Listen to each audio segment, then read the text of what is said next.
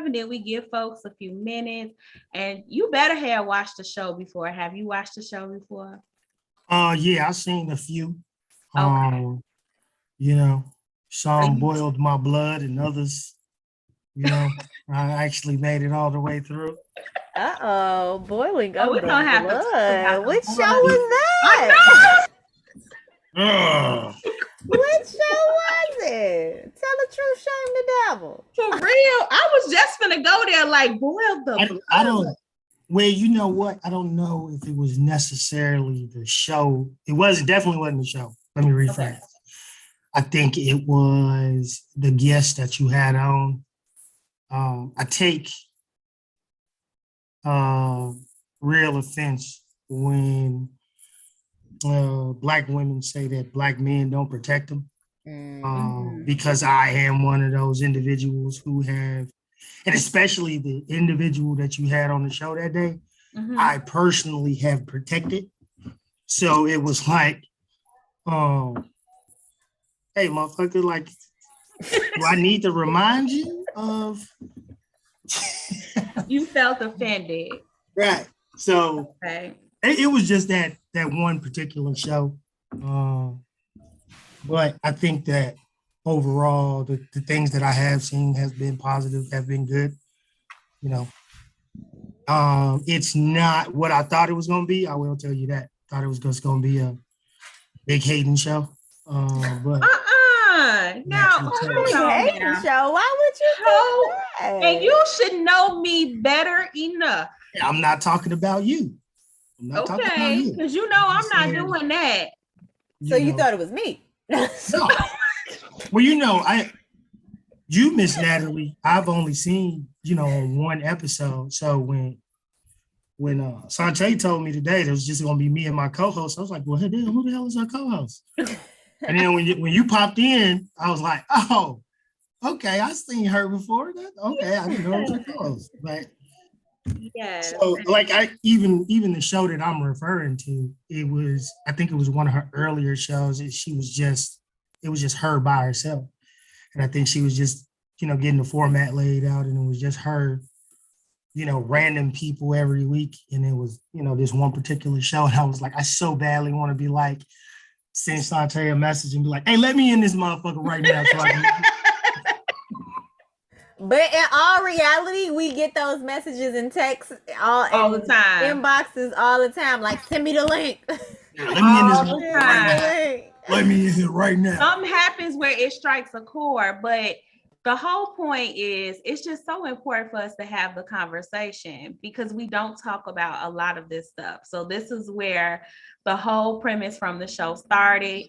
I started going on my healing journey as a parent, as an adult. And I started thinking like, damn, it's so much stuff that we don't have the space to talk about. So we don't. And we just pass that pain, that trauma on to our babies.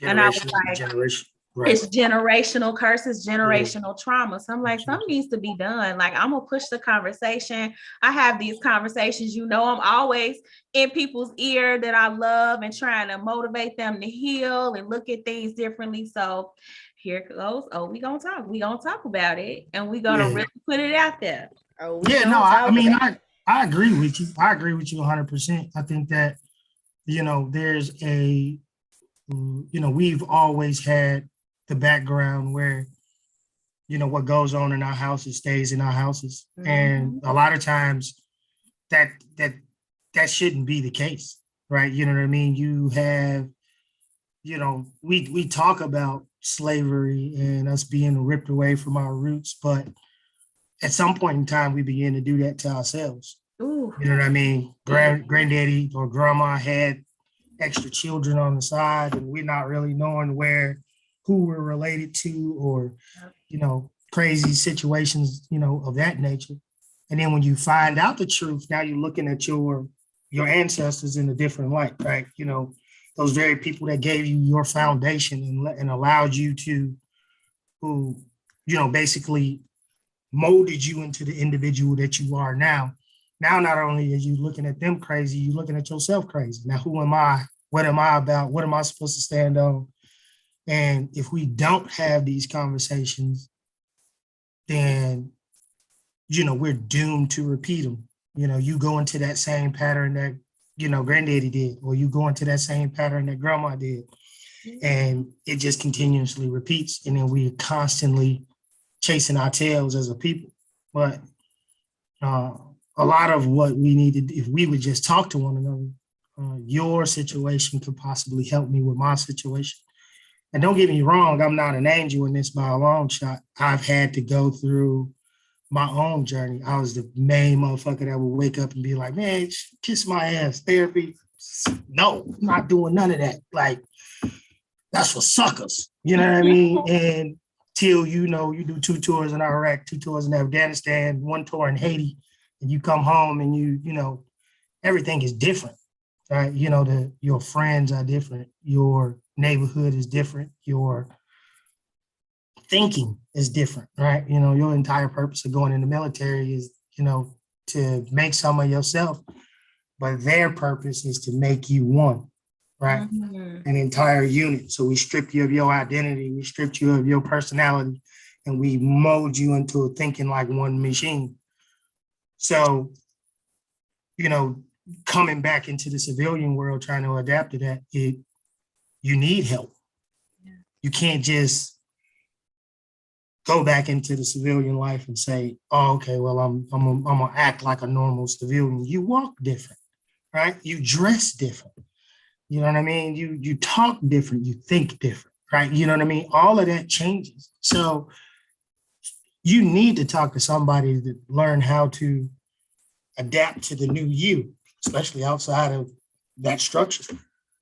Well, same thing happens in families.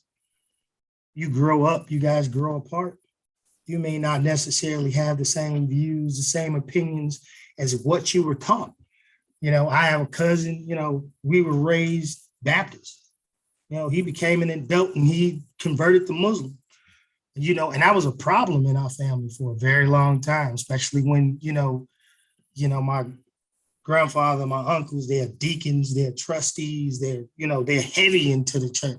Mm. Here you have somebody who's speaking the very opposite of, what you've been taught, what you've been raised, that causes a form of trauma, right? Because now it feels like your family's turning on you. And, it's just things like that, what I mean? And so it took me a while. Don't get me wrong. It took me a long while to come to the understanding that I needed help. Like, what I mean? Let me pause you real quick. Because first, I want to tell you, I know I tell you often, but I'm going to tell you now. I'm just proud of you. Because we have had so many conversations and we've been through things together. We have a bond, that will never nobody be will broken, ever understand. Never understand. Right. Yeah. No and doubt.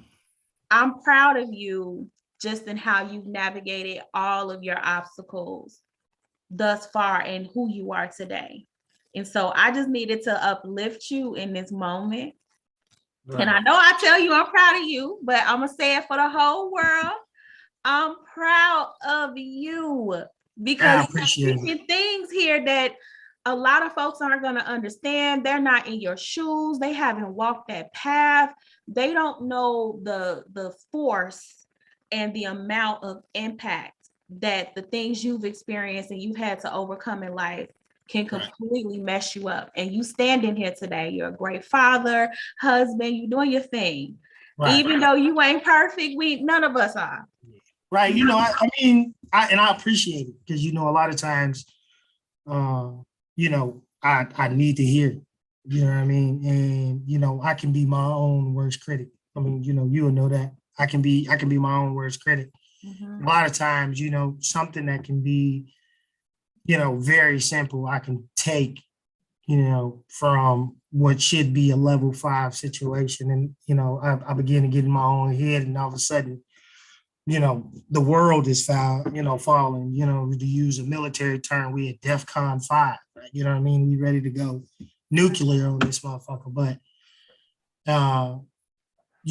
being told, and I think that's a key point in your topic today is that sometimes what's very important to a male's mental health is being told, is being reassured that he is doing the right thing, right? That you are proud of him. Like, hey, if nobody supports you, I do. You know what I mean? The load that some of us carry can be very heavy, can be extremely heavy. And if nobody's there cheering you on and letting you know that, hey, you were built to carry this, like you were built to do this.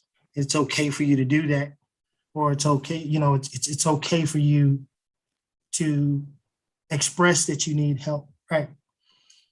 And when we begin to understand that it's okay for us to ask for help, and it does not make us less of a man or less of an individual, less of a father, less of a husband, that it's okay that your exact purpose as our spouses is to be our helpmates, right?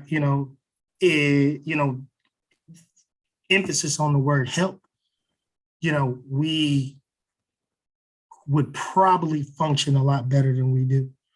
A lot of times, I always tell people, I have a friend, she was asking me about her husband.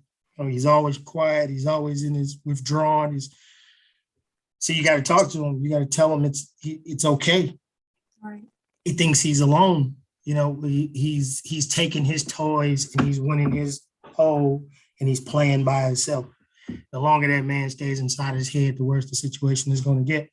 And eventually he's going to implode and explode, explode all at the same time. And what we don't want is for him to explode, because typically what we do as men when we do explode is we take it out on the people who's closest to us.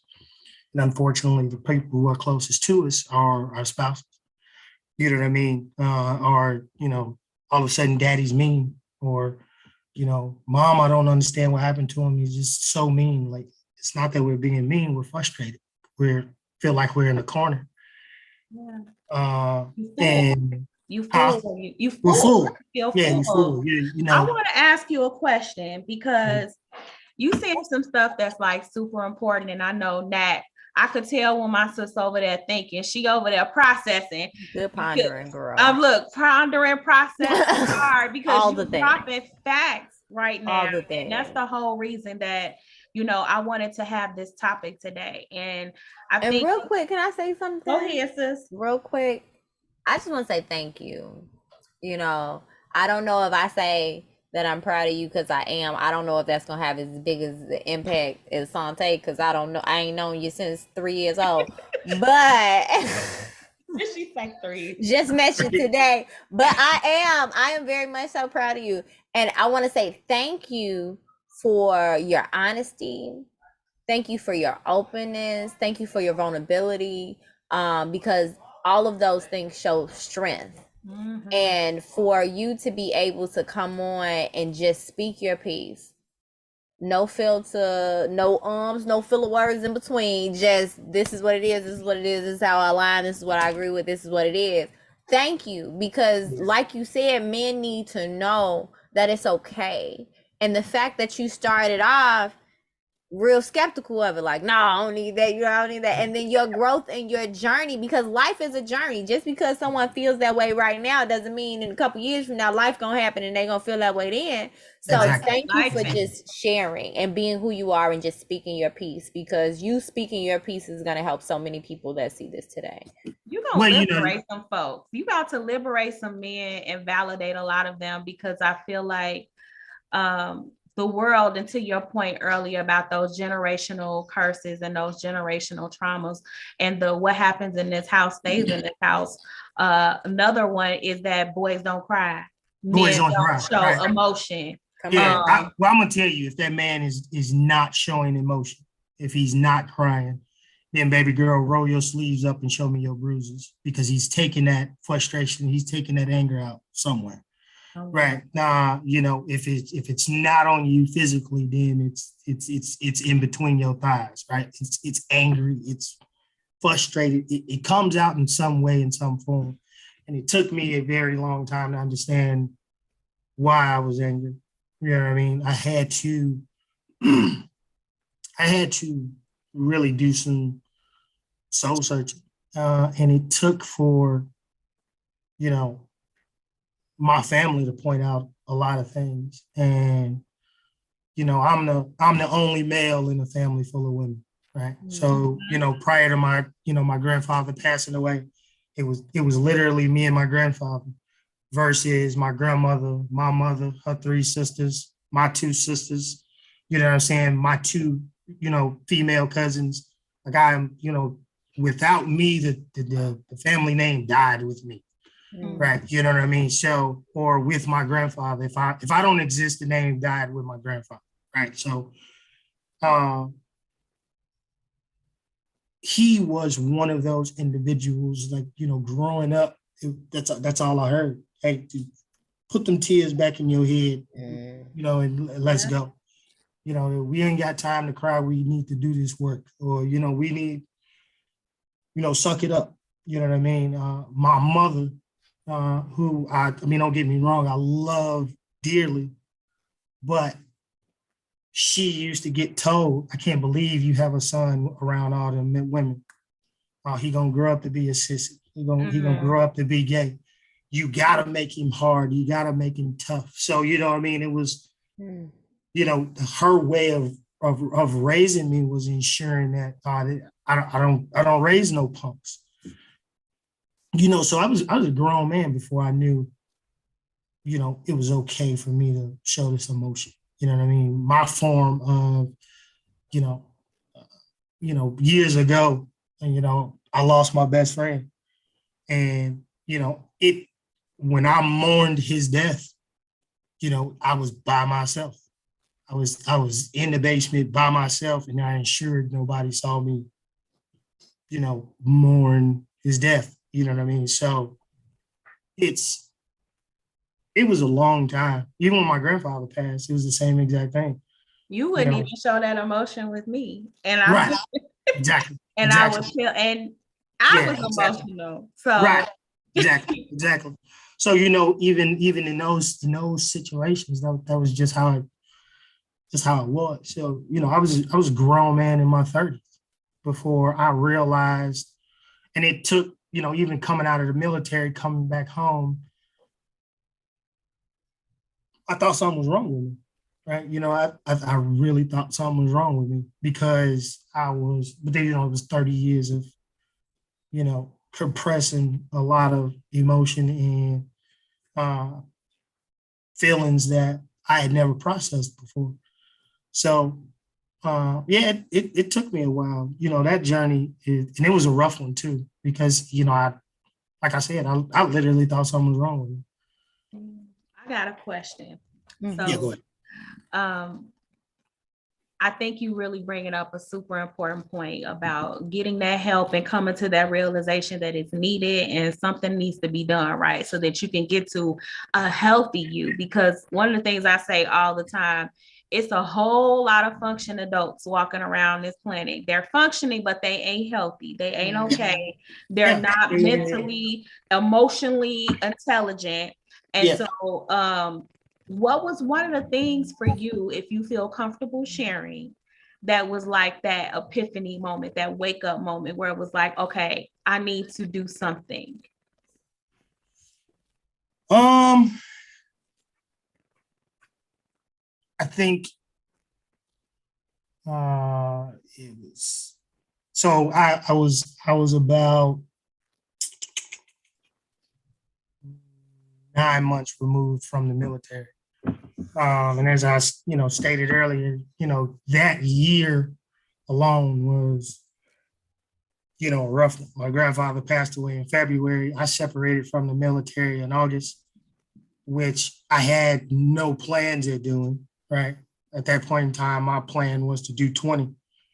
I saw my grandfather New Year's Eve of 2013. So end of 12, going into 13, New Year's Eve, excuse me.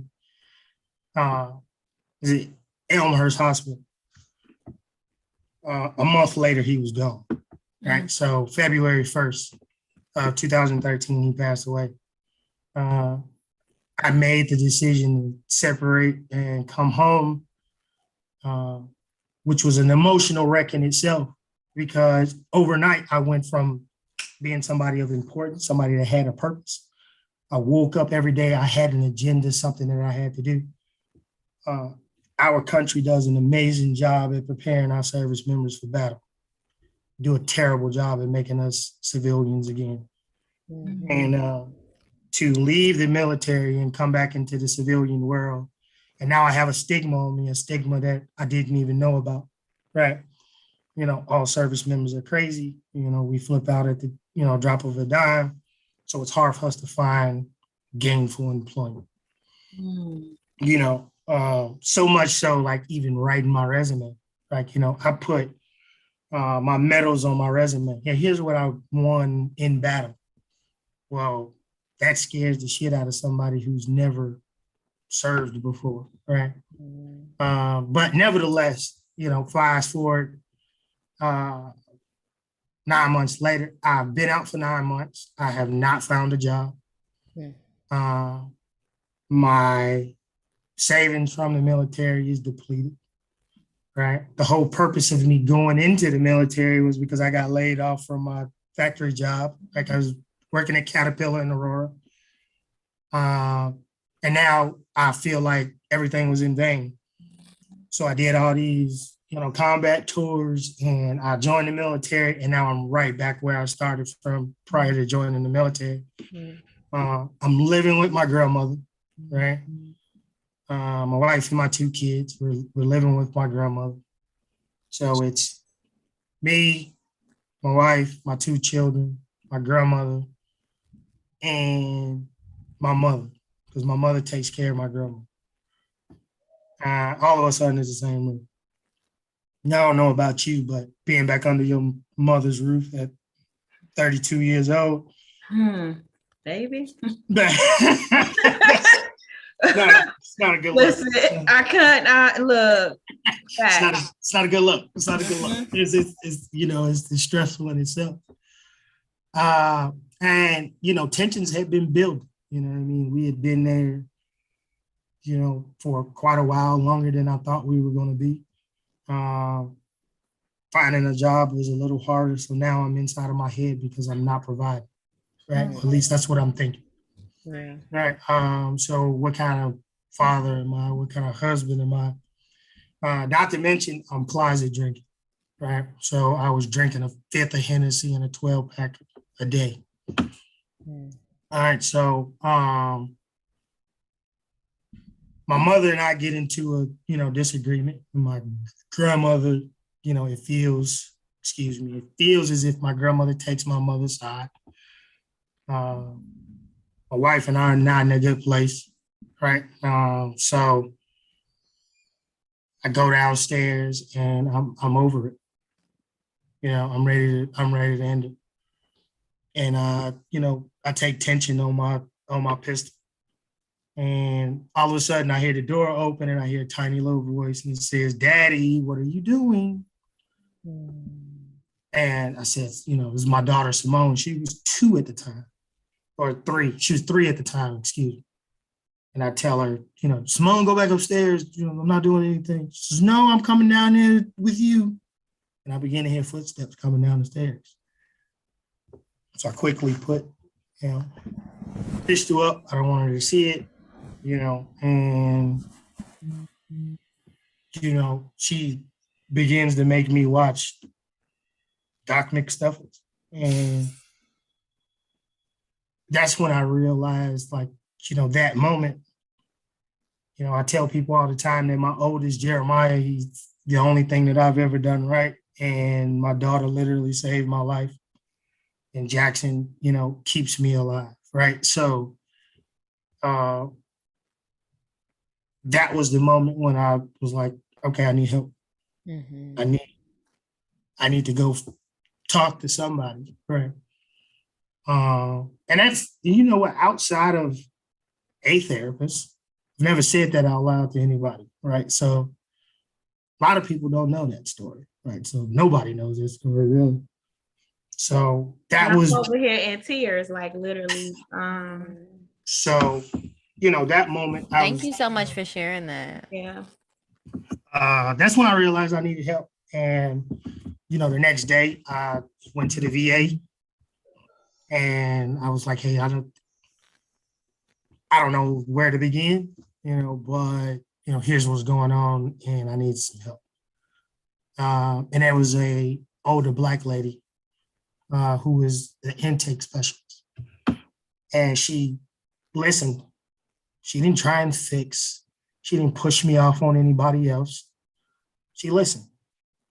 And when I got done talking, she didn't care how long that line was, that intake line was.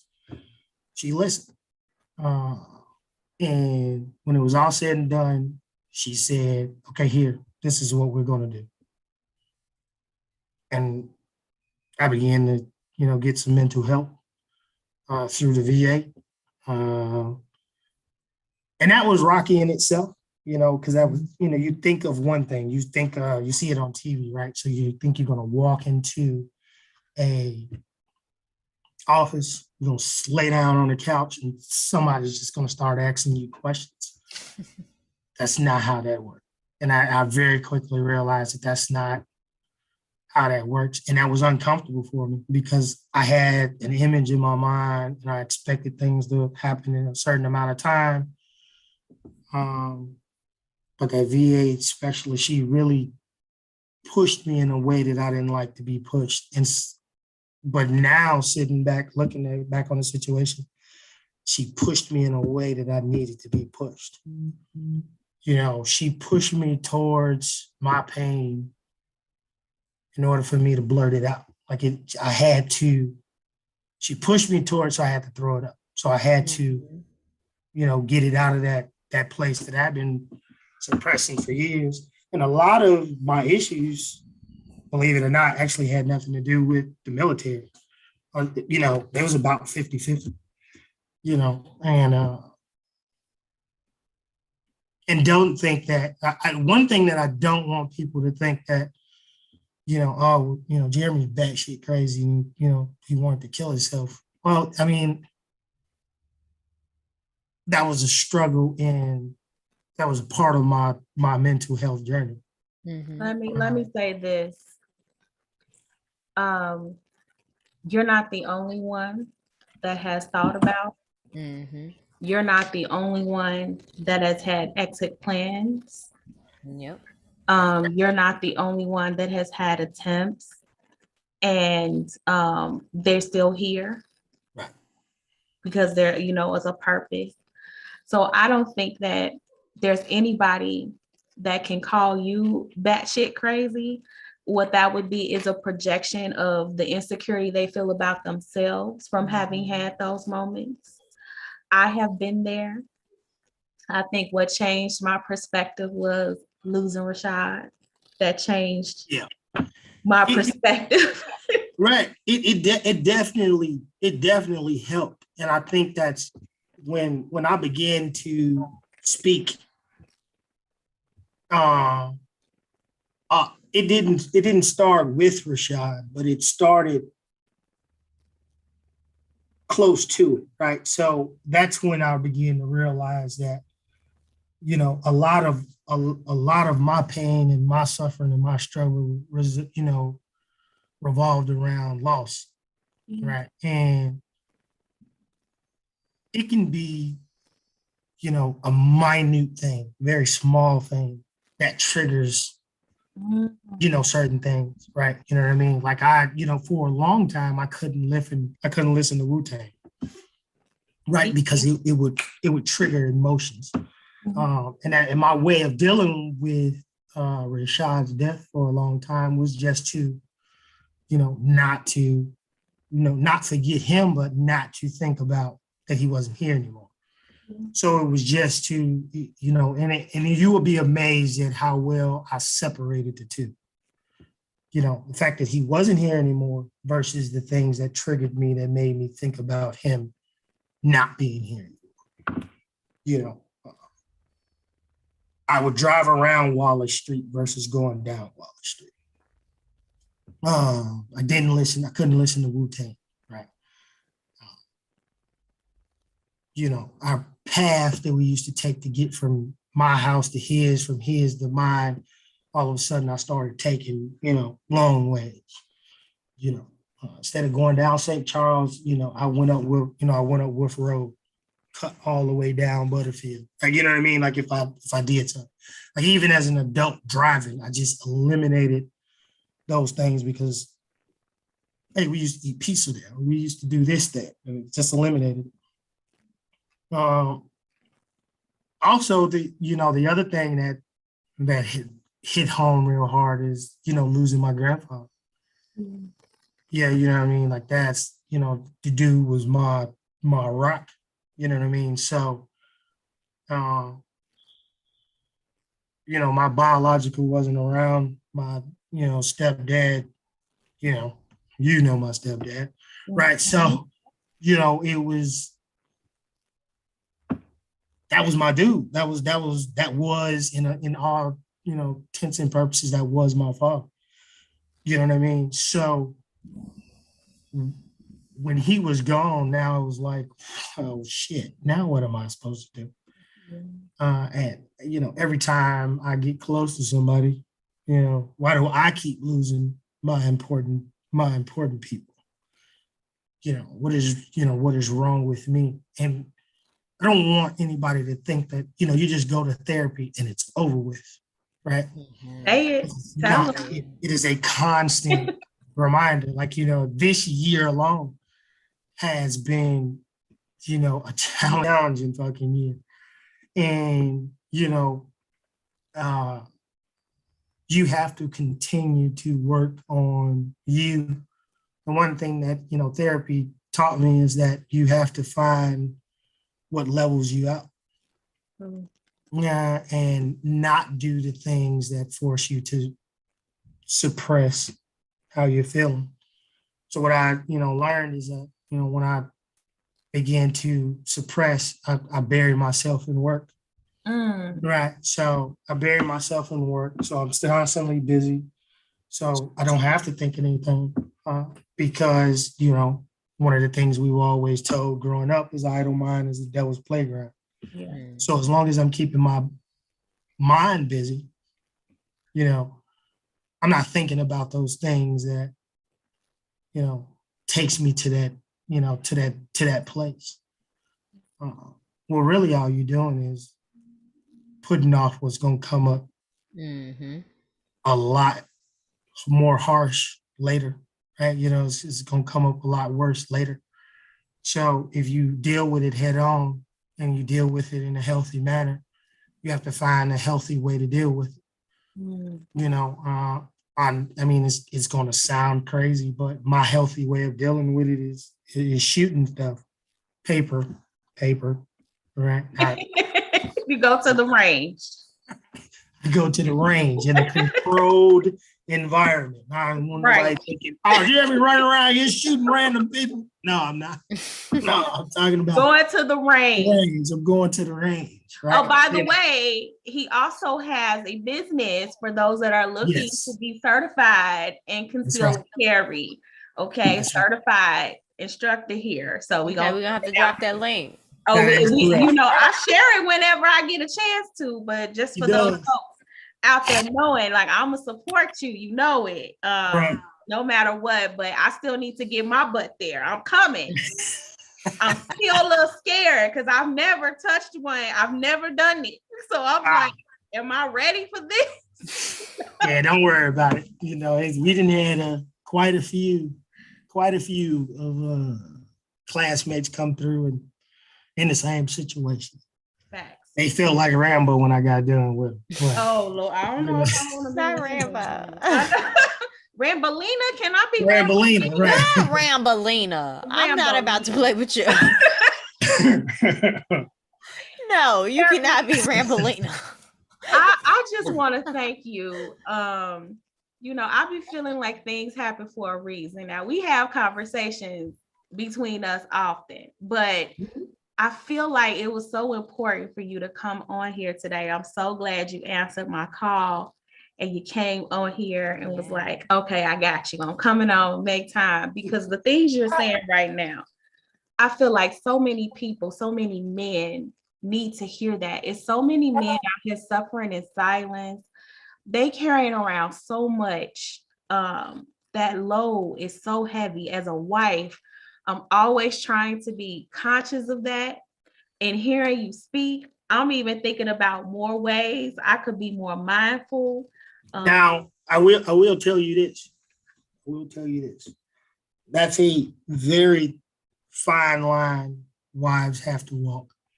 Because there's a difference between you being supportive and comforting and supportive versus being nagging. And then there's a lot of times that you don't understand that you're being overbearing. There's a way for you to let him know that I'm here without physically being smothering him and being on top of him. You know, I actually had to tell a friend of mine more recently, I said, you know, just go sit. Don't say anything. Don't try and fix him. Don't try and force him to talk. Just sit. Just be there while he works out. He's trying to figure things out.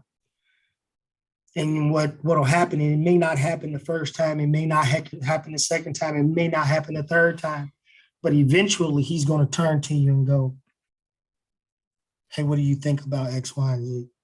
And that's his way of going, okay, honey, baby, help me with this issue. Like, tell me your opinion of it. And that's going to be what he's been toiling with. That's going to be what he's been battling with. Hey, you know, a lot of men, a lot of us sometimes, you know, we war with certain issues because we know that, or we feel, let me rephrase, we feel that you're not going to understand where we're coming from. So if I come to you and I say, hey, I don't like my job, I want to quit. The average woman's first response is, well, how the hell are these bills going to get paid? And who think, you know, and if you really got the wrong woman, it's going to be, you think I'm finna take care of your fucking ass, sit up here and do nothing, blah, blah, you know. We don't like that. We don't do that. You know, I love how you said that too. If you really got the wrong one, Because I understand that's not every woman. I know that, right? And but sometimes it's not exactly what you said; it's how you said it. That can make that line be crossed very easily from you being, you know, where it sounds great in your head, but what we hear is something very different. Can we talk about that for a bit? Because I do feel like that's a very important, like, component when it comes to Black men's mental health, right? There is a huge disconnect in our communication styles, in our connection with each other. You know, I try my damnedest to be on top of it. I'm an empath, you know, I try to be very supportive, but in all honesty, I'm not perfect and I fall short. And I know that there are other women that also may be falling short on that. But I want to hear from you and your perspective, like, how influential it is to not have that support, even when you trying to work it out and you trying to move forward and you doing your part, where you still not quite getting the respect for what you're doing or the support from, you know, what you're doing from the women in your life, whether that's your wife, your sisters, your mother, your grandmothers, because they all impact you and how you feel in very different ways. Exactly. In different ways. Exactly. So how does that work? I oftentimes tell people that, you know, we as men are very, very, very simple creatures. We as men need three things. Three things, that's it. I'm scared to ask. What's the three things? I mean, it should be food, water, air. Food's one of them. Full 20. If you're gonna add a specialty bonus points, number 4 is probably gonna be 6. I was gonna say that. That's number 4. Don't leave us horny. Don't leave us horny. And always make sure that we're validated. And I know that's a trigger for some Black women. I do. It is. I understand it is. I know it is. It really is. But I really do need my sisters to understand that when I say validate, I don't mean you up our ass praising us. Oh my God, you are the best. Oh, thank you so much. Yes, King. Yes, Daddy. No, I'm not talking about that bullshit. I'm talking about a simple thank you. Mm-hmm. And I'm not talking about. I agree with that, though. I do. I wholeheartedly agree with that because honestly, and I also think that goes both ways. It does. I think when you're in a relationship, you take the person you're with for granted. At some point in the relationship, you get too comfortable with the things that the other person provides for you and does for your greater good. Absolutely. And when that happens, resentment starts to build up on both sides. And resentment, that'll tear some stuff up real quick. Resentment is on either side. On both sides, absolutely. But I think specifically for men, because that's what we're talking about today. Yes, honor your woman, you know what I'm saying? Tell her thank you, help her wash the dishes and all those things. But we also have to do the exact same thing for our men. And I feel like men are oftentimes on the back burner of that. Like women want their flowers, you know what I'm saying? And some women, which I think all women should do, set their stuff right up front. Like, this is what I expect, this is what I want, this is what I need. And I think everybody should do that, men included. Right. You know what I'm saying? Like, what's your love language? How can I show you support? What do you want? Surprises and stuff like that. Go ahead. No, I'm sorry. We have to be taught that. Exactly. And I was quiet the whole time, but my mouth was going the whole time over here. One thing I wanted to come back to that you said earlier on was specifically related to your upbringing. And we're going to use some terms here. As a cis hetero man, which basically means you was born a man, straight male, right? Like there is this manipulation is what it is that happens to you as a man, as a actually kid, before you become a man, as a boy, as a programming baby starts even. Upon release from the womb, you get in the programming. Society has all of these notions that they are force feeding boys on what being a man is. And again, there's that for women as well, but for men, because that's what we're talking about right now, for men, it does more harm than good. Facts. No good can come out of the extreme over toxic masculinity that's being presented as just being a man in today's society. Now, ain't nothing wrong with, of course, protect, provide. Absolutely. I think that's men's jobs. I do, call me old fashioned. I do. Not saying that a woman can't protect and provide for her damn self, because that's a thing too. Okay. Right. But we built differently and we complement each other in different ways for different reasons. Physically, we built for different things. And so I do think that's a thing that should be taught to young children, men. But I also disagree strongly with the way that emotions are taught to men, to boys. Mm-hmm. You're taught that you can't have them. Mm-hmm.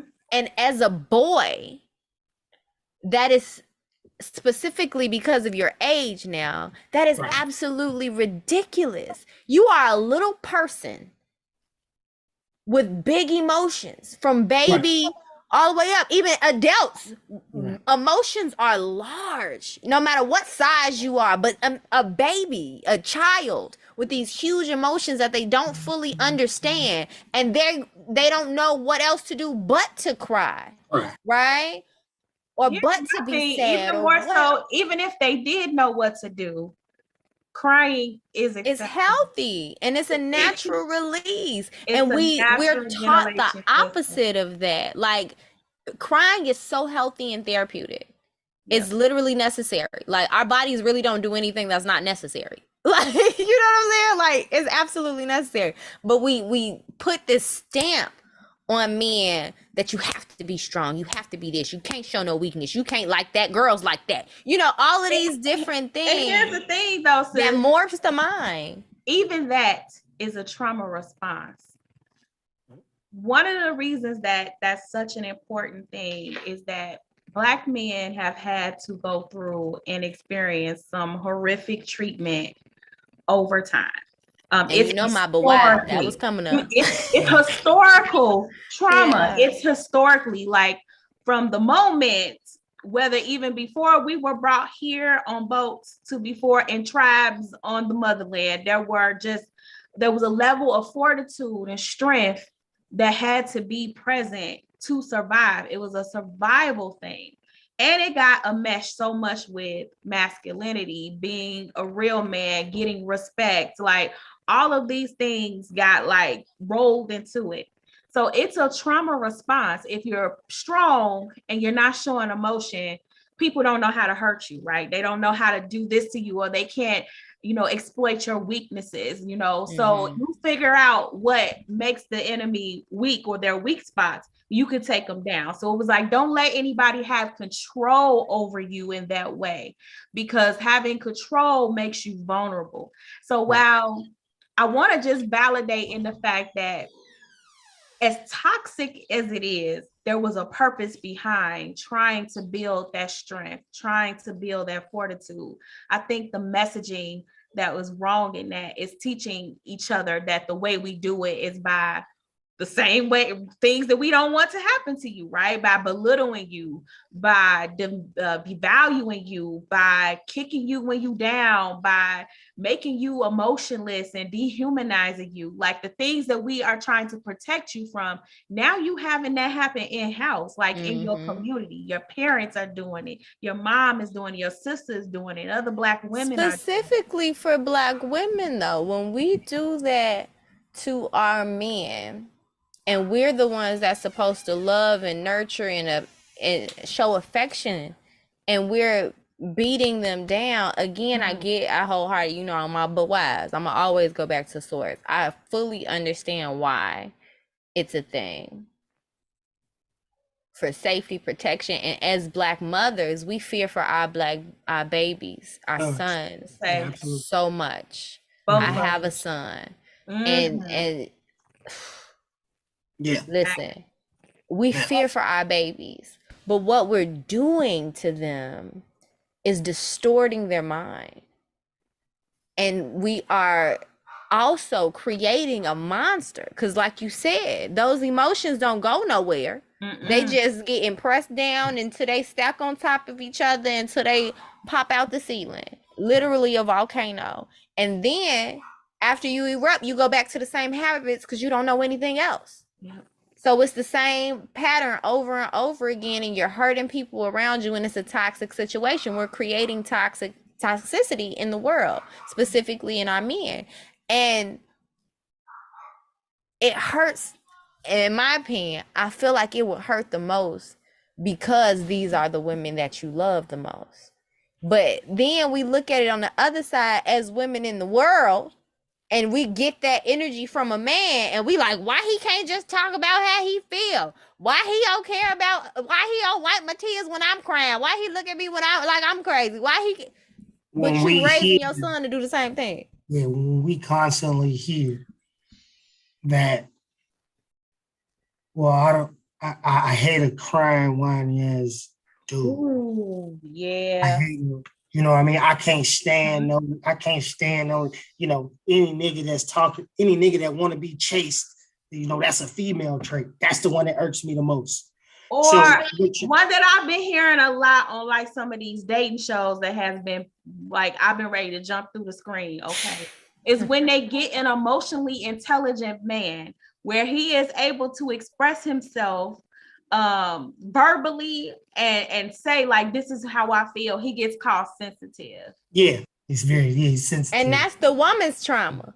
Right. And that's the woman's trauma showing. And it's like, but that's what we all should strive to be. Communicative. Like you mentioned something when you were talking earlier. I can't remember exactly what you said, but that was the exact thing that popped in my head. That's how it should be. Like when you said how things, it's not what you say, but how you say it, right? And how things are perceived. So we're all different.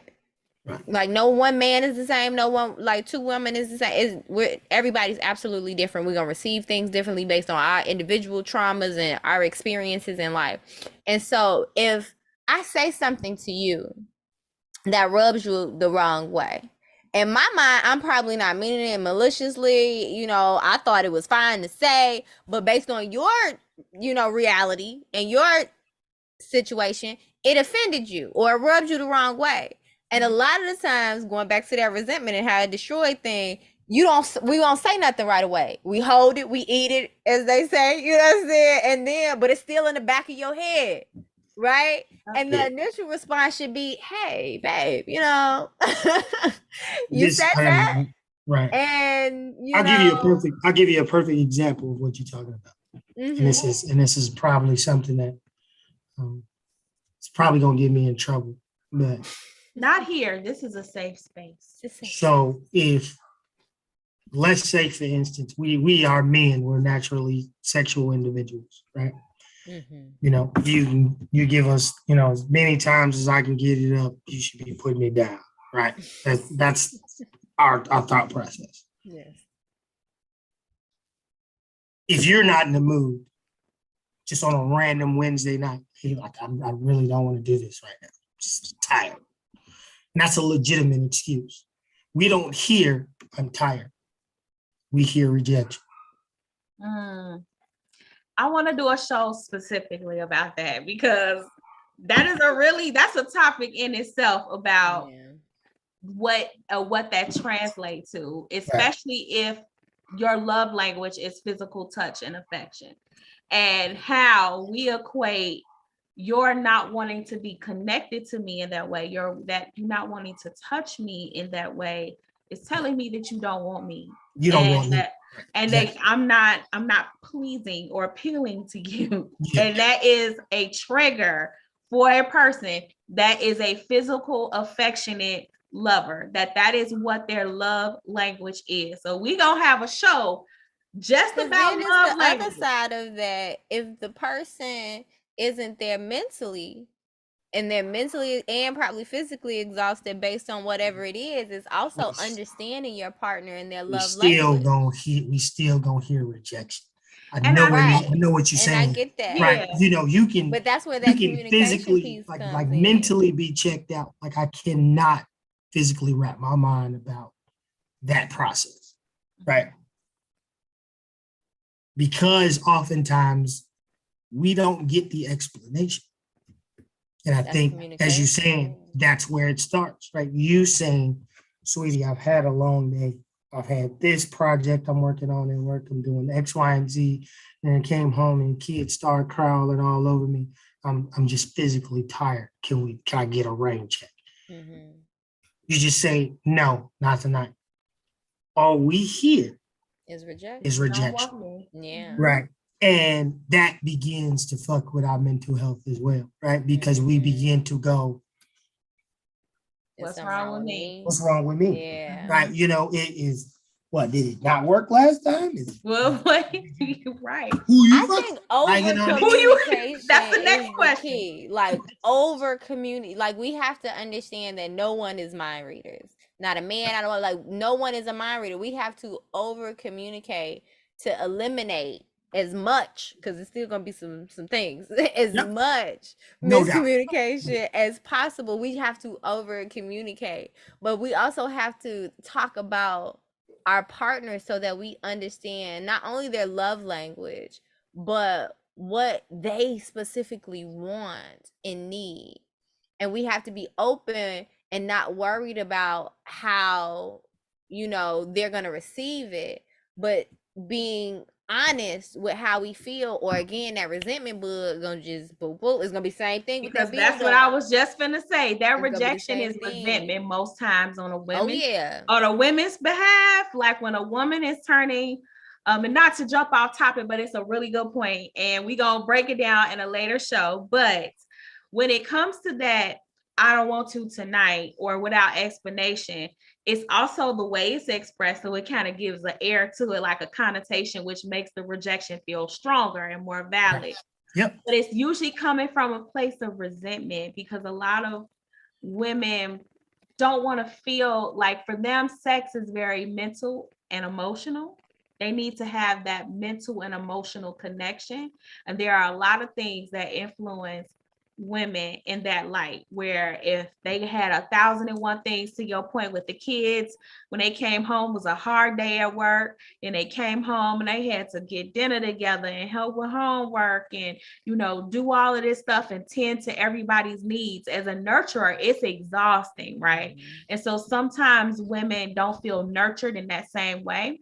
And the first thing to go when a woman's resentful is the sex component. And I always speak out against it. I know people that know me, female friends that know me. Now you know where I'm going, because I don't believe in that. Yes. I don't believe that physical affection is a bargaining tool. I don't feel like being connected to you. It's not. And because I understand the space that could put somebody in, I get on my friends' nerves. I'd be like, oh no, you didn't. Like, and it's not to say like you don't have autonomy over your body, or you're just supposed to be like, you know, a sex slave or anything like that. But that connection is important. And but see, then that's where the communication can come in. That's like, where the if you know that sex is very important to your spouse, and you know you mentally ain't there because all the things X, Y, and Z, that's where you got to be like, all right, babe, you got to help me. You know what I'm saying? Help me. And I think a problem today, though, go run this bath water or get the massage oil first. Or wait, hold on. I'm gonna hold us accountable though, sis, because something I had to learn is that it's not okay to just automatically assume that your partner should know what you need either. I think sometimes. Oh, that's what I'm saying. That's exactly what I'm saying. Like sometimes women be like, well, we get together. What we need. Look, but ain't nobody married readers. Ain't nobody married, but that can go both ways. But for women, it'd be like, we've been together for so long. You should automatically know this by now. I don't want to have to tell you what I want. You don't, but you have to at least do it once. You have to be very. That's what I'm saying. Transparent. We gotta over communicate. If you don't like, we have to. People don't even talk no more. No, like people be hold together umpteenth years, married with kids and grandkids, and don't know each other. They did not have the necessary conversations before they stepped out of the talking phase. Okay, like they don't know each other. A lot of us do that because, to the point of it being a generational trauma, the vast majority of us haven't seen a healthy courting to marriage type of transition. So it's like people are trying to figure that out on their own. And I think one of the things I appreciate about, you know, even though I'm 25, I'm 25. Don't you start. Don't you start, Jeremy. Don't you start. Since the 7th grade. So I just turned 40, 32 weeks ago. I don't know what he's talking about. I'm 25. I'm still 25. It's the 7th grade. I just turned 42 weeks ago. Well, the numbers, the math. Like I was saying, also, I'm 25. I don't know how old this fool is, but I'm 25. But somehow, even in that age, shut up. We're still in the same age group. Okay, we're in the same generation. Okay, I appreciate about our generation that we are starting to notice and really move forward and do different for our kids. The things that our parents didn't do, our grandparents didn't do.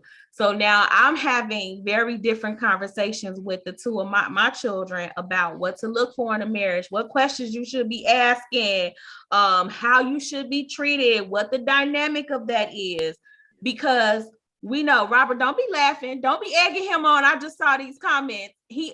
Robert egging you on, Jeremy. I'm gonna beat him up too. He lived with me. He better stop. He better stop. I'm 25. Yeah. I'm bothered. Yes, you are, sis. You are 25. These people rude. Plus shipping and In handling. your heart. Wait, Skip Forever 21. It's Forever 25. Okay.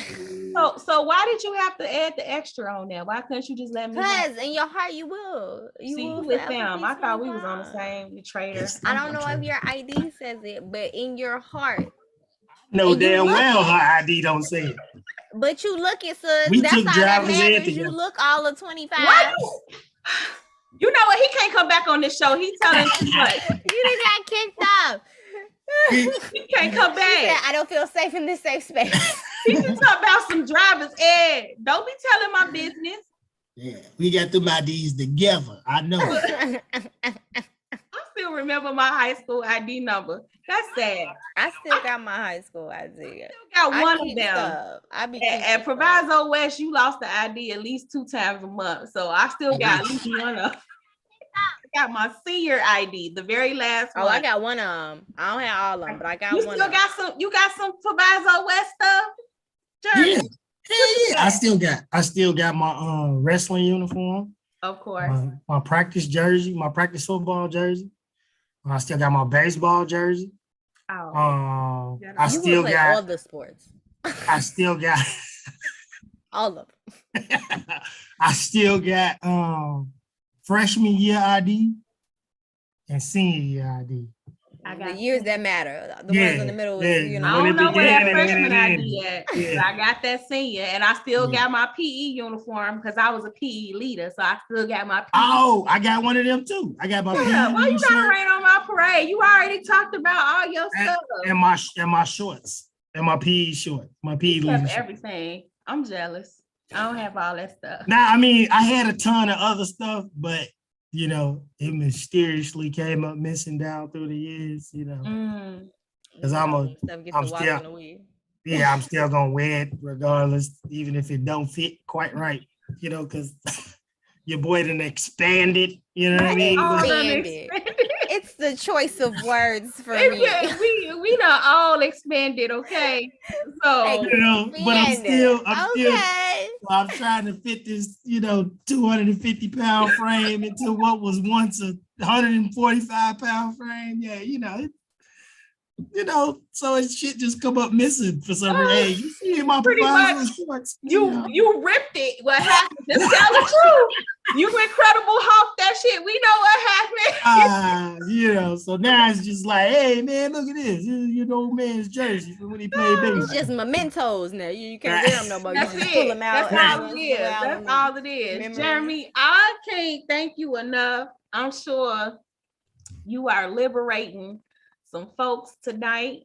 Today, I'm gonna make sure that we circulate this show a lot so that men can feel validated and heard in the space. I always try and be fair and have different perspectives because I'm not a man. I can't speak from that perspective. I could talk about what I try to do to uplift the Black men I love and care about, but I'm not you. And I want you to know, thank you for being that voice tonight. Absolutely, anytime. You know, it's just that we want men to know that you're not alone. You're not the only one that feel the way that you feel. It's okay to talk to somebody, find somebody to talk to. Don't dwell in that dark place, right? Because nothing good can come up. Like, you know what I mean? We have got to get the stigma of therapy or the stigma of asking for help, off of us, right? We have to, break that glass ceiling and begin to say, hey, I need help. And, Shantae, she'll tell you, I've done it before. Hey, like, let me ask you this question. Like, you know what I mean? And it's, okay, well, what do you think about this? Or what do you know about this? And how do I feel? And that's sometimes, and I've even said it, like, hey, tell Rob, I'm sorry for keeping you so long. I didn't mean it. I'll let him know, but it's all right, blah, blah. I'm like, no, seriously, tell him. I'm sorry. He do that every time, especially if it's like later. Right. Robert, I'm sorry. I'm like, man, he ain't thinking about us. Because I think one time it was like 11 o'clock, 12 o'clock at night. I'm texting somebody else's wife. Like, shit, man, I'm sorry. I'm The same sorry. thing, homie. I promise. But he knows all about you and who you are. And so I would be like, I'm talking to Jeremy. And it was never an issue. But I will say that I would still tell him what you said. And it did score points with him. He always appreciated it. Yeah, but you know, us as brothers, we've gotta break that glass ceiling. And you know, to the men that are listening that may be struggling, you know, you can, if you don't have anybody to talk to, you can reach out to me. You know, especially, you know, my former brothers and sisters in arms. You know, if there ain't nobody in this world got your six, I got your six, right? So, you know, find somebody to talk to, you know, to don't dwell in that dark place. Can't say that enough. And it's okay to ask for help. It's okay to extend that hand. And we as a people have got to start looking out for each other a lot better than we do. You know, understand that, you know, our struggles is everybody's struggles, right? We come from a place where, you know, my grandmother tells me stories all the time. You know, well, you know, mother and father would make us work our fields, and then we would have to go work the neighbors' fields because they was behind, and then both families went and worked somebody else's field. I was like, y'all crazy as hell. I ain't working in fields. I thought I worked mine. You crazy shit. You all this land Papa left you? No, I'm not working all of this and then going to get somebody else. Shit. But we have got to get back to that, you know, village mentality as a people, right? I think that'll help us get a lot of this, you know, a lot of breakthroughs in this mental health area. Yes. I'm so proud of you. I just want to say thank you again. I know. This has been a truly great show. Just hearing your perspective. I love just talking to men and mostly just listening to get a different perspective. Because like Sante said, I will never be a man, you know, that's not my goal. I will never be a man. But I am the type of person that wants to know, you know, truly and honestly and authentically how you feel, and because how you feel will change the way I move, so I can make sure that where you hurt, I'm not the cause of those hurt. This right there. Yeah. Yep. That's it. If we can, as much as women mold and shape men, we have to mold and shape our women. Right, we have to teach you how to operate in our space. You have to teach us how to operate in your space, and we have to figure out how to maneuver with each other. And the sooner that and I'm not telling you to handle each other with white gloves on, right? Because shit is going to happen, right? It is. You guys are naturally human. There's going to be some disagreements. There's going to be some arguments. There's going to be some, you know, shouting matches. But it's not the issue that comes, is how you deal with said issue. And when you guys can operate in each other's place, it'll go to a place, you'll eventually get to a place to where you go, all right, listen, you obviously didn't like what I said. Here's how I meant it. Yep. If you didn't hear that, tell me what you heard so I can adjust in the future. And then let's move past, you know, this point. You know, so it's all in how you guys operate in each other's space. And, you know, you have to protect her mental as much as you protect your own. And you have to trust her to protect your mental. So it's and we have to get there. Please move around. I need people to understand that you don't have to stay with nobody based on how long y'all been together. Once you start your healing mental health journey, I don't know. I mean, I know where you're going. Listen, I say this. I say give it a try. Like, because the thing is, y'all. We gonna move and shift as people. As human beings, we gonna grow, we gonna change. And when you decide to be with somebody, you're saying, as you grow and you change, and I grow and I change, we're going to always find our common ground within each other and grow and change together. So I'm not saying automatically leave somebody if y'all was in the same place at one point, and then you shift. They say that one thing that I've always argued when or debated heavily is when people would say, "Oh, I agree, it's not healthy to stay together for the sake of the children." But what if you have a situation where the little boy in me won't allow me to leave because he promised that he would never do to his children what their dad did to me, right? So I'm there for my children, and I sacrifice my peace so that I can have my children with me every day. So it's not healthy. It's not healthy. But I'm gonna be real with you. Hold on. How do you deal with that? Right? You know what I mean? And I don't know. I've always been as a person who didn't have his biological in his life, and then my stepfather wasn't the greatest. I'll be respectful, wasn't the greatest. I can understand why a man would stay in a situation for the sake of his children, right? You know what I mean? I'm going to raise my children, right? I'll never do to my children what my dad did to me, and I'll damn sure never allow another man to treat my children in the way, my stepdad treated me. You know what I mean? So it's I don't know. It's just one of them things I've always heavily debated. Not saying it's right. Let me put my little 2 cents in on that because, or it may be a little bit more like a $50, but that's okay. Y'all gonna bear with me. Whole 50 cent, whole 50 cent. Like the piece, the 50-cent piece. I'm going. Right. I'm 1 coin, not 2. I think that I completely agree. Nobody should ever stay in a toxic situation, because when you're not the best parent and you got two not themselves parents cohabitating in a relationship, it makes things worse for that child. It becomes a very hostile and unhealthy environment because you can't pour from a cup that's empty, even as parents, right? But to the other side, I've been with Robert. We met at 20 years old that we met. Okay. Parents. So y'all only been together 5 years. Right. Because I'm 25. Facts. Shut up, Jeremy. Don't start. You just sit there quietly now. Behave. This be a safe space the rest of the way if you be good. Okay. It's my story and I'm sticking to it. Stick to your story, sis.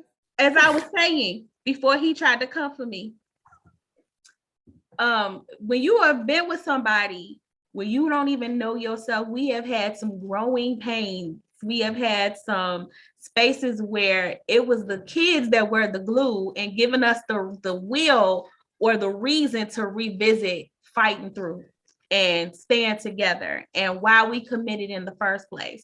And it wasn't that we stayed in it for them. We stayed in it for us, but it wasn't so easy to walk away, because that was something that, to your point, Jeremy, was very important for both of us.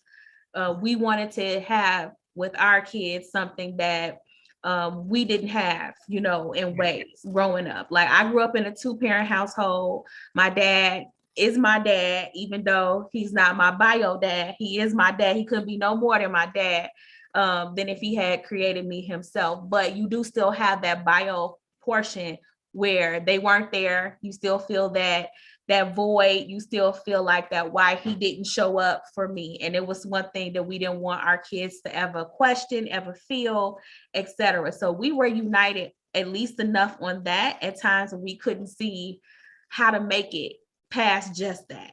And so there's a lot of benefit in allowing your kids to be the glue, because sometimes you are emotional, sometimes you angry, sometimes you resentful, sometimes you got all of these things that cloud your judgment. And when you're not getting what you feel like you need, or you feel like you're smothering or drowning in a situation, you gonna reach for a life raft. And sometimes long term, you might regret that later down the line if you left the house or divorced or somebody else came and raised your kids. Like, that was something neither one of us wanted to do because I'm a lioness about mine. Ain't nobody gonna mistreat mine.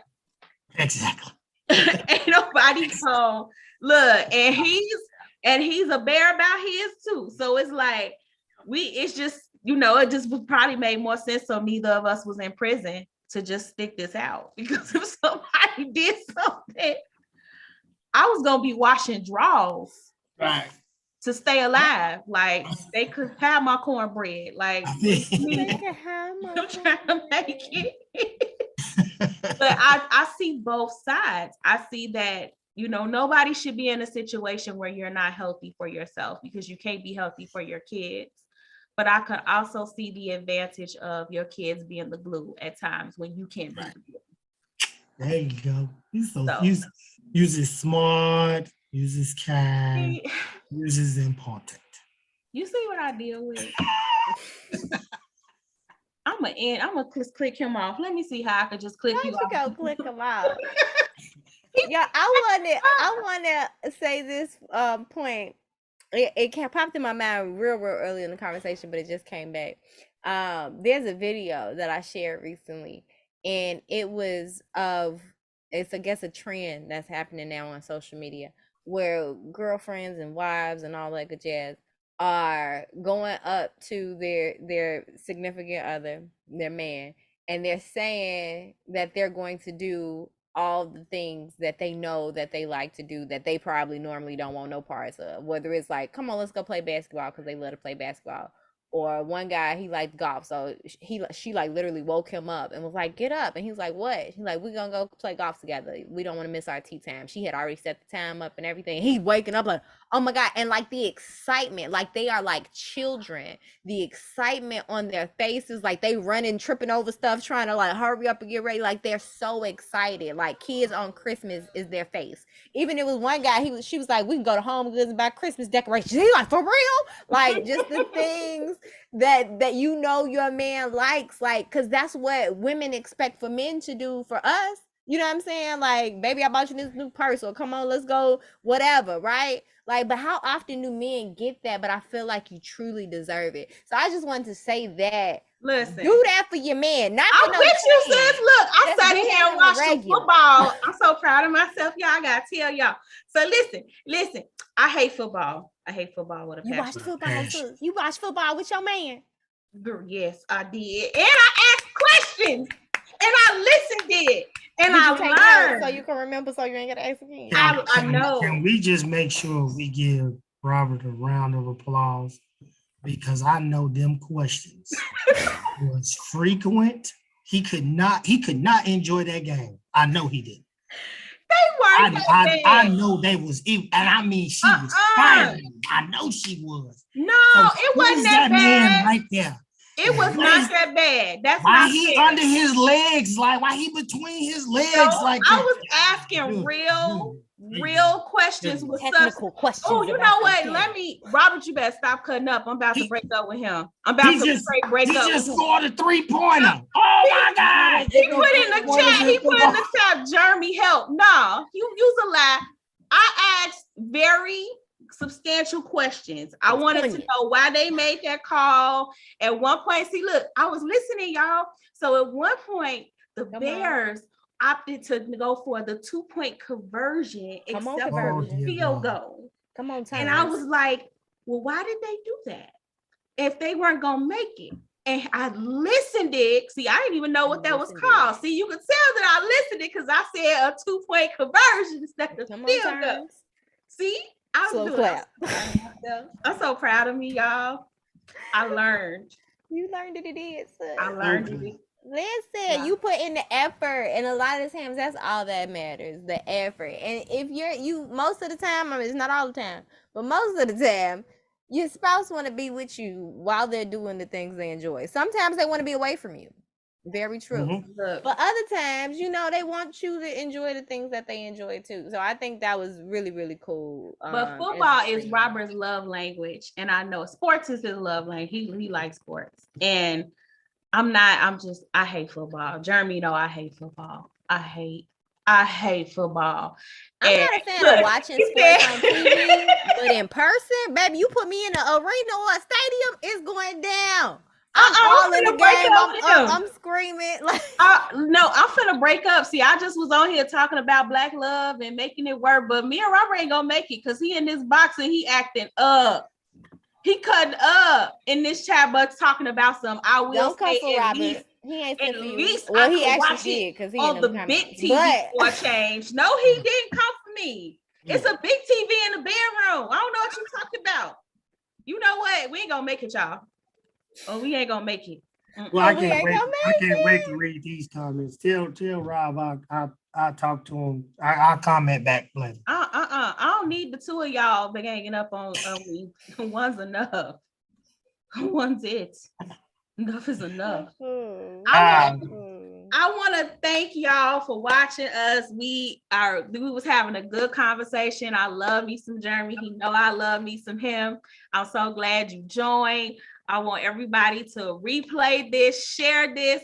Robert talking about my boy. Yeah, okay. You and Jeremy gonna both be in trouble. Keep it up. That's gonna be your boy together. That's cool. I see both of y'all. But you got hold it down, Rob. Hold it down, baby. I just, you know what? This is Hold not it down. I'm about to thank him and tell him how proud I was of him for coming and sharing again. And he just got to cut up all day. I don't know. But thank you for being here, brother. Yes, thank you. Thank you. This has been an amazing conversation. I appreciate y'all having me. You know, I appreciate the conversation. Right. So. Share it. And then I'm gonna need you to come back because I think you brought up a lot of good points about how we don't support like our veterans in the way we need to. Mm-hmm. And it's that being a generational curse in itself. I think a lot of us have a stigma, have like a disdain. We look down at some point on, our brothers and sisters that are in the military. Right. It ain't right. The community as a whole, you know what I mean? It is we've all of a sudden, and I want everybody to receive this the right way. Like we all of a sudden got educated and now we go, black man don't belong in the white man's military. Well, if you really pay attention to some of our families, the only reason that our family stayed together is because our great-grandfathers joined the military and fought in World War II, sent that money back home, and that's how Big Mama took care of the family. Or, in some of our cases, it was, I hate to say it, but, our uncle passed away and that insurance money that was given to the family for him because of his death is what saved the family and allowed us to, move the family into a different direction. Right. So I get the history of us serving in the military, but that doesn't negate the fact when one of us makes the choice to join, that we have to ensure that we come home and take care of one another. That we really do come home and say, hey, I'm trying, every time I run into a veteran, I give them my phone number and I try and tell them like, hey, if you ever need to just talk, here's my number. I want to try and, start an outreach, especially the young brothers that's coming home and going back into their, here, let me show you how to navigate the VA. Go ahead and start your nonprofit. Look, yes. Which is a trying process. Let me explain something to you. It got to the point where I was like, fuck it. And if I hadn't had my aunt, who's a Navy veteran as well, who said, no, we're going to keep pushing. We're going to keep going until we figure this out. I probably wouldn't have half of the benefits that I have now. You know what I mean? So, and there's plenty of our families who have uncles who fought in Vietnam, who have never received the benefits that they have deserved. And they don't understand that even though they are 65, 70 years old, they can still get those benefits.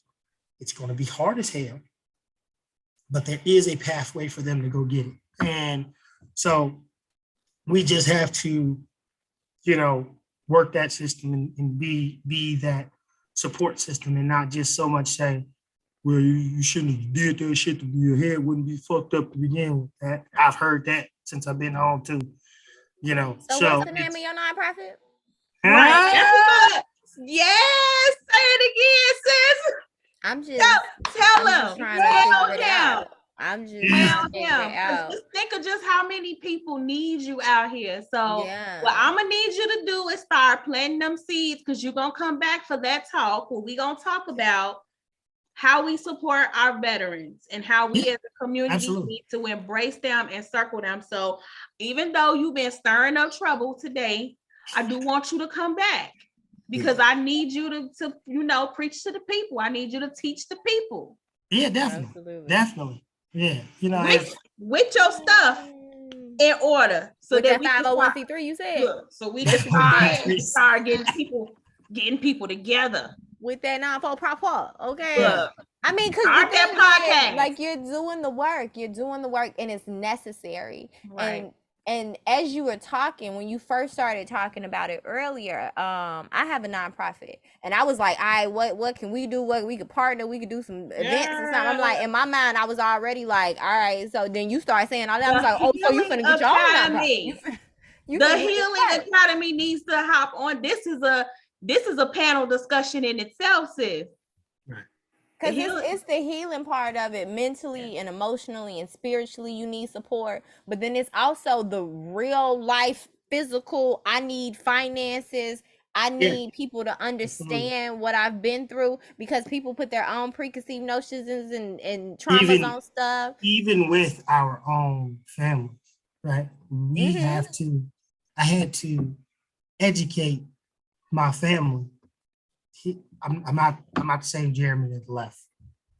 Same Jeremy didn't come back, right? And even though my aunt is a veteran, she's not a wartime veteran, right? And there's a difference between a peacetime veteran and a wartime veteran. She served during a time where America was not involved in any conflict, right? So versus, when I joined, we were in the middle of 2 wars. So it's all at the same time. So, you know what I mean? And it was, I was home, long enough one time to get, my wife pregnant with Simone. That was it. And then by the time I met Simone, she was 7 months old.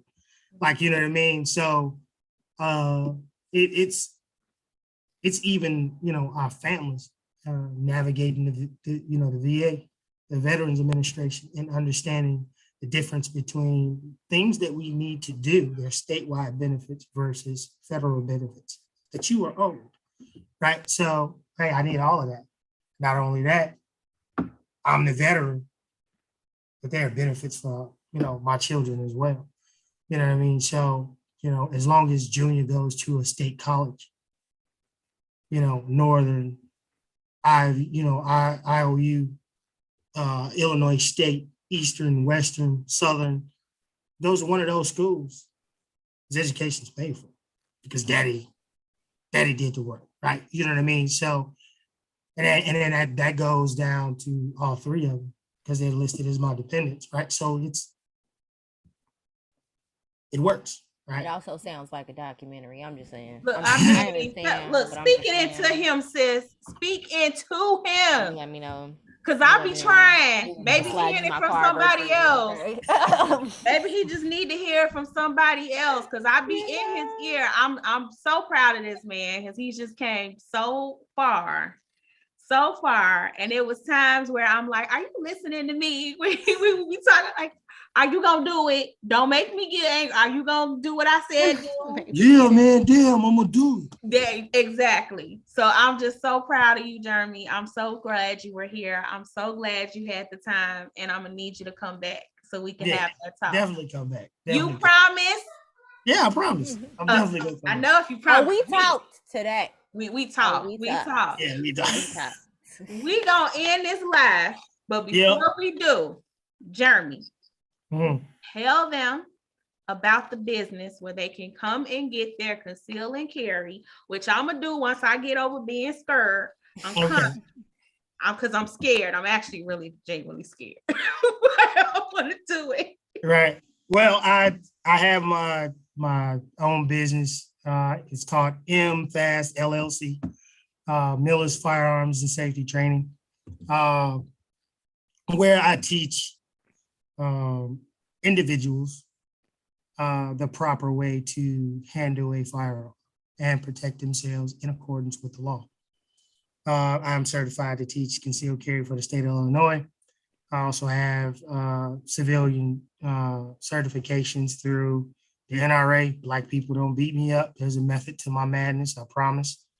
But I'm certified to instruct basic pistol, basic shotgun, basic rifle, personal protection inside the home, personal protection outside the home. I'm a chief range safety officer as well. So anybody that is looking for concealed carry instruction or even just firearm education and learning in itself, we can be reached at m-fast.com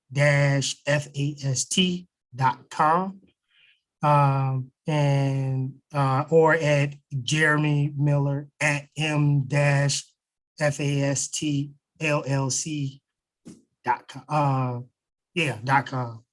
Or at mfast.com. Sorry. I'm gonna be sharing it anyway. I'm gonna be sharing it across the pages, so they gonna know how to get the email address. Jeremy Miller at mfastllc.com. There it is. Okay. They gonna receive this link. I was gonna say they gonna get the link anyway, so they ain't gonna have a need to be lost. We gonna make sure they know where to go because we gonna support my brother, and that's just it.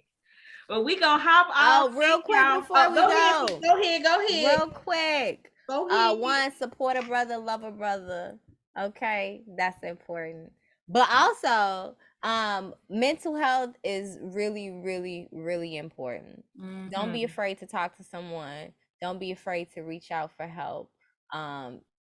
Even in those darkest moments, it doesn't matter if the world understands. The right person is going to understand, and they're going to assist you and help you.